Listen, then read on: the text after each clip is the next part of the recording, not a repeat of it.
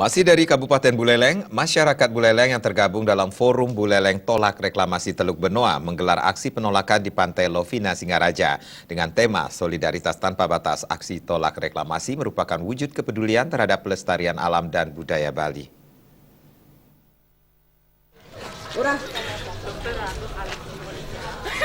Yang pertama, masyarakat Buleleng yang tergabung dalam Forum Buleleng Tolak Reklamasi Teluk Benoa menggelar aksi penolakan di Pantai Lovina, Singaraja.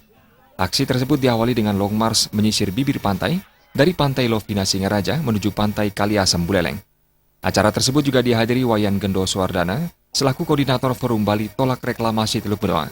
Menurut koordinator aksi tolak reklamasi Forum Buleleng, Luh Gede Juli, Forum Buleleng berkomitmen untuk tetap menolak reklamasi berkedok revitalisasi tersebut.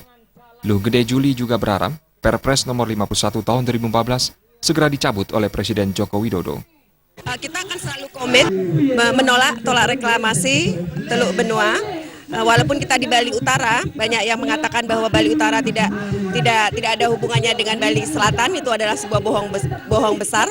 Karena kami di Bali Utara juga bisa mewujudkan solidaritas tanpa batas dan kita juga peduli terhadap dampak-dampak terutama pariwisata Lovina pada khususnya dan pariwisata di Buleleng ini.